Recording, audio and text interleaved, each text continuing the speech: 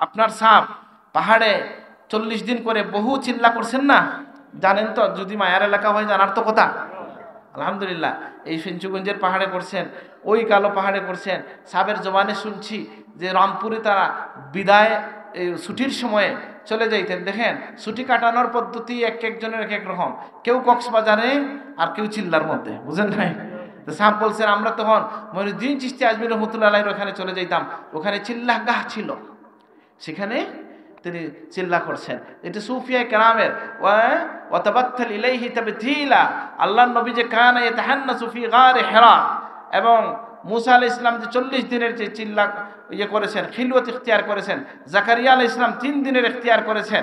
এই সব কিছু থেকে ওলামায়ে কেরাম সিদ্ধান্ত নিছেন যে সাময়িকভাবে সমাজ থেকে সরে গিয়া একাকী হইয়া আল্লাহকে ডাকার মধ্যে কি আছে?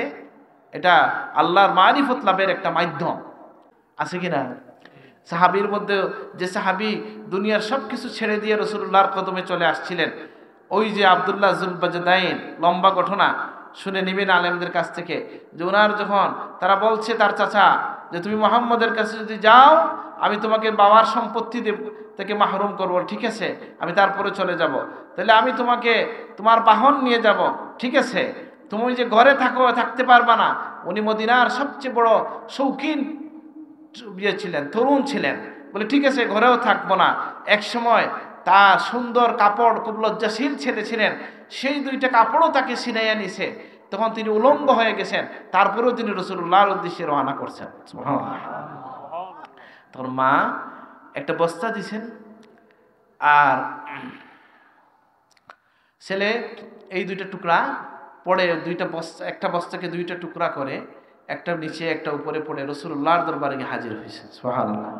ফজরের আগে রাসূলুল্লাহ বলছেন কে? তিনি বলছেন আব্দুল উজ্জা। নবীজি বলছেন না, তোমার নাম হচ্ছে আব্দুল্লাহ, আর ওই বস্তা 2টা পড়ার কারণে যুলবাজদাইন বলা হয়, 2 বস্তাওয়ালা। সুবহানাল্লাহ। তার কথা শোনা যায় যে তিনি কখনো একদিন ওমর রাদিয়াল্লাহু আনহু শুনলেন রাসূলুল্লাহর হুজরার কাছে আল্লাহ আওয়াজ শোনা যায়, তখন ওমর রাদিয়াল্লাহু আনহু রাগ করলেন, এই নবীজির কিনারায় কে জুড়ে আওয়াজ করলো? তখন নবীজি বললেন ওমর তাকে সুযোগ দাও। তিনি বলেন ইয়া রাসূলুল্লাহ আমার ভয় হয়, একে রিয়া করতেছে, মুরা কিনা, রিয়া করে কিনা? তখন আল্লাহ রাসূল বললেন না, সে আল্লাহর প্রেমেই চিৎকার দেয়। সুবহানাল্লাহ। আল্লাহর নবী সাক্ষী দিলেন যে এই ছেলে আল্লাহর প্রেমেই চিৎকারটা দিচ্ছে। সুবহানাল্লাহ। লম্বা ঘটনা। ওই যে ওনার খবরে যে নবীজি উনি বলছেন ইয়া রাসূলুল্লাহ আমি তো এক বিষয়ে কথা বলতে গিয়ে আরেক বিষয়ে চলে গেল, ইয়া রাসূলুল্লাহ আপনি দোয়া করেন আমি যেন যুদ্ধে শহীদ হয়ে যাই, জিহাদে। নবীজি বলছেন যে আল্লাহ কাফেরের তরবারিকে তার উপর হারাম করে দাও। তাহলে দোয়া কবুল হইল নি? হইছে। কি হবে?